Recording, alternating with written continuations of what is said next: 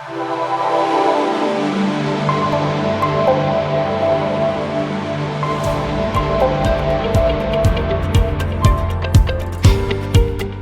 that you, Julien? How is the evening? How is Paris? How are you doing?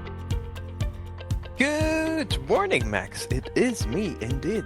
I'm doing great. Summer was fantastic. Now it's raining outside. I was just waiting to talk to you because, lots of things have happened to me in the past few weeks, and I was just wondering what has actually happened with you.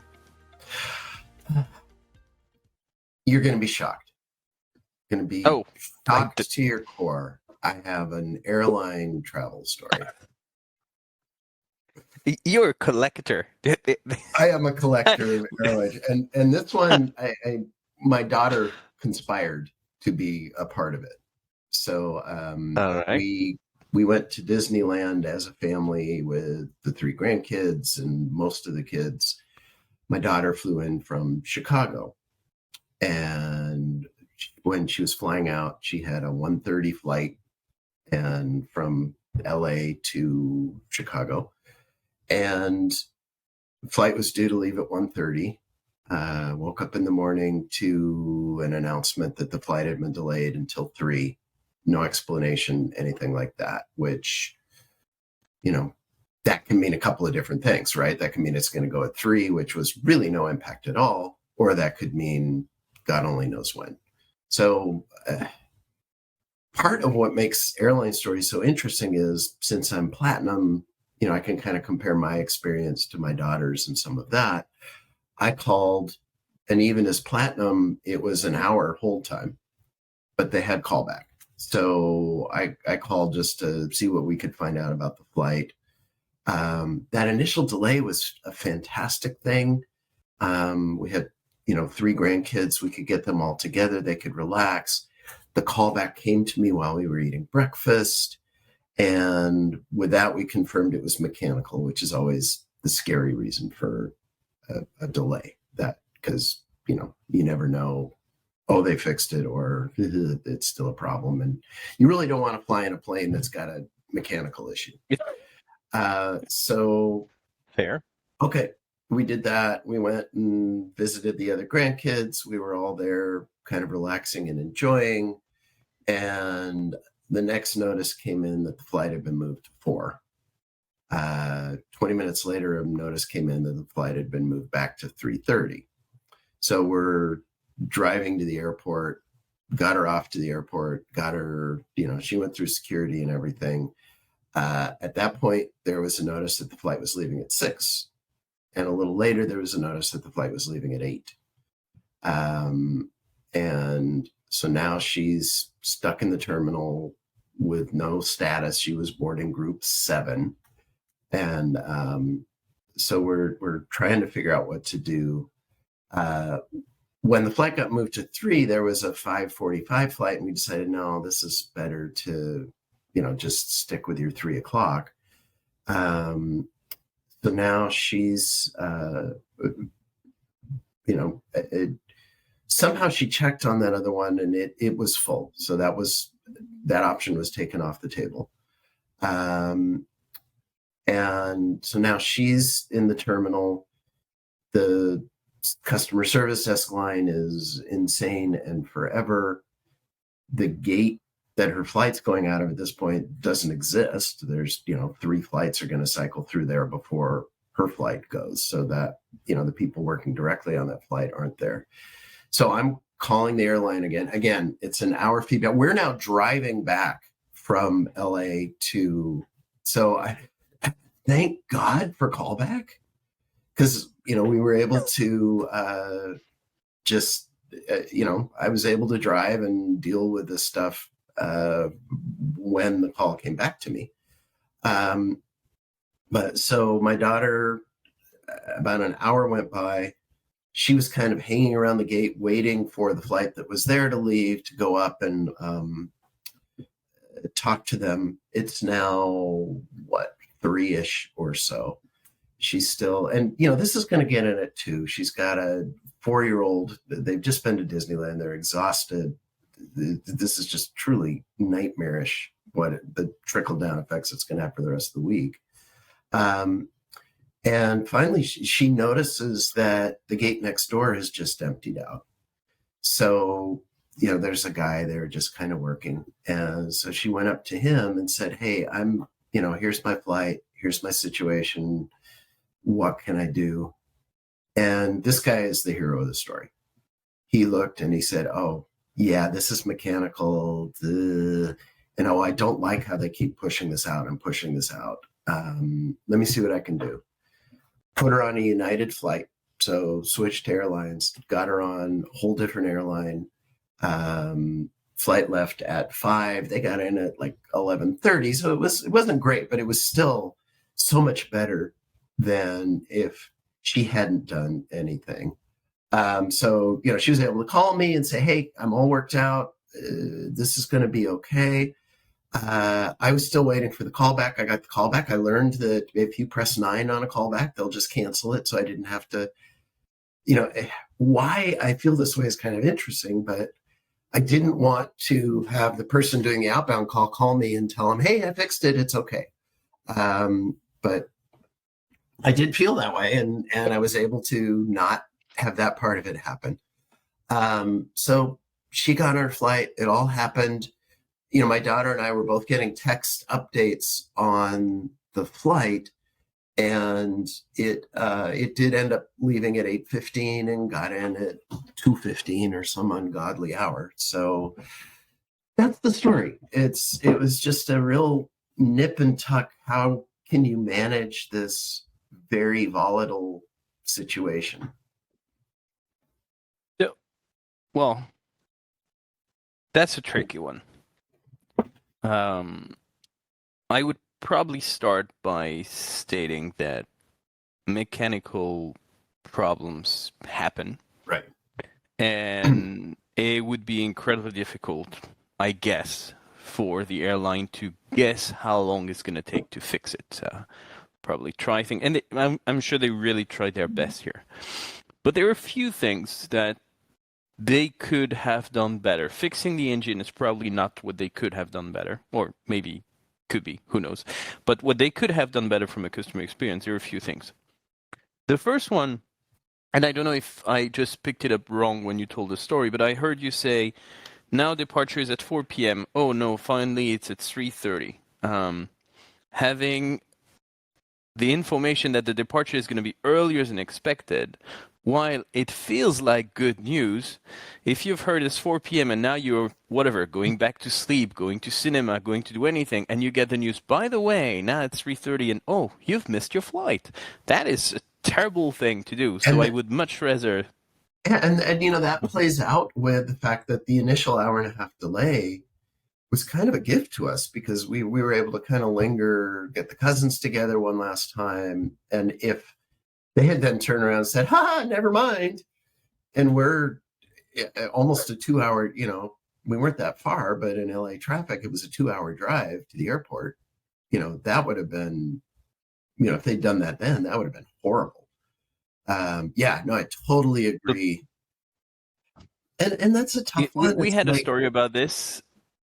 I did have, yeah. We had a story about this. That was you sleeping in a hotel at the airport for a flight that got delayed and finally pushed forward and then pushed back again. And so I feel you had that stress already at some point in the past, and that's just not something they should be doing. No, it's not. It's not good. It's not acceptable at all. I agree. That was weird that they did that. It was only half an hour, so it wasn't massively impactful, and for us, it was, we were on our way. It didn't matter. But that was a weird and bad thing. The second thing, to me, the second thing here, and probably the worst of all, is, again, I understand there's technical thing, and they can't predict the future. But if that happens, they should have a protocol in place. Here, they purely rely on people to proactively ask the questions. There is no...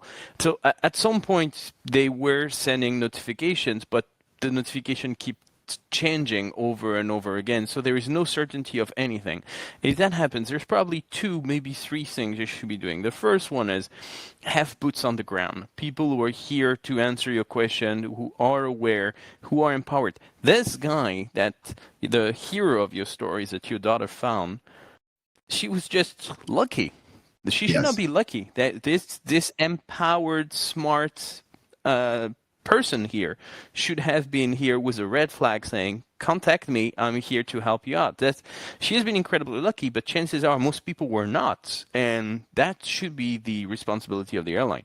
The second thing they should be doing is proactively giving plan B to people, not waiting for people to engage to try to find, oh, I may have another flight, or, oh, you may actually talk to XYZ. Proactively, you should say, so we have issues, and chances are the flight is going to leave. We just don't know when. Maybe it's going to be 4, maybe it's going to be 8, but it's going to leave. You can stick to that flight, or here are the 3 other options, flights you could try to get on. There should be a proactivity from the airline, not from customers. And that would be better for the airline as well, because instead of getting 100 angry passengers calling you, you proactively reach out to them. Much smoother for everyone. And the third thing they may try on doing is, if you can't get boots on the ground, you may want to have a backup channel.